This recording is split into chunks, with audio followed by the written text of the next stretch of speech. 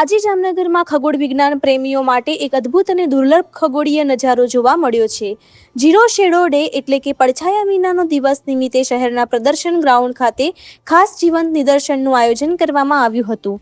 આ અનોખી કુદરતી ઘટના દરમિયાન લોકોએ પોતાનો પડછાયો થોડા સમય માટે સંપૂર્ણ રીતે ગાયબ થતો જોઈને આશ્ચર્ય વ્યક્ત કર્યું।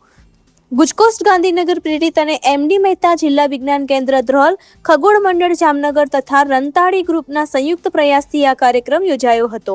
વૈજ્ઞાનિકોના જણાવ્યા મુજબ જ્યારે સૂર્ય બરાબર 90 ડિગ્રી એટલે કે ઝેનિથ પોઈન્ટ પર હોય છે ત્યારે પડછાયો વ્યક્તિના તળિયે આવી જાય છે અને તે દેખાતો નથી।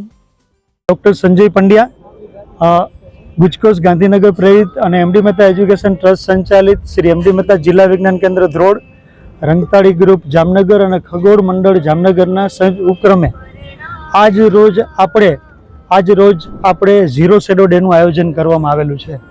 દરેકને એક જ પ્રશ્ન હોય છે કે 12 વાગે સૂર્યનો તડકો આપણો પડછાયો ગાયબ થઈ જ ગયો હોય તો આજના ઝીરો શેડો ડેમાં 12 વાગે જે પડછાયો ગાયબ થાય એમાં ફરક શું? તો દરરોજ 12 વાગે સૂર્યનો પડછાયો ઓછો થાય છે પણ ઝીરો નથી થતો। પણ આજે એક્ઝેક્ટ સૂર્ય 90 ડિગ્રીએ છે આપણાથી। આપણે કર્કવૃત અને મકરવૃતની વચ્ચેના વિસ્તારમાં છીએ અને એમાંય જામનગર તો એ કર્કવૃતની નજીક છે, એટલે આજે ઝીરો શેડો ડેનો અનુભવ આપણો વધુ થઈ રહ્યો છે। આજે આપણો પડછાયો 90 ડિગ્રીને કારણે આપણે સૂર્યના જેનિથ પોઈન્ટે છે, એટલે આપણો પડછાયો આપણા પાયામાં છે।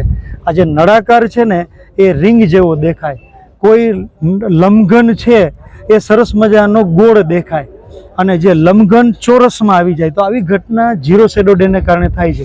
આ જ ઘટના પાછી જુલાઈમાં થશે પણ ત્યારે વાદળછાયું વાતાવરણ હોય, આપણે ન જોઈ શકીએ। અને એ જ રીતે મકરવૃત તો બીજા ડિસેમ્બર મહિનામાં આ જ ઘટના બને છે મકરવૃત, પણ એ ઓસ્ટ્રેલિયા અને દક્ષિણ આફ્રિકાના વિસ્તારોમાં જોવા મળે છે। Thank you.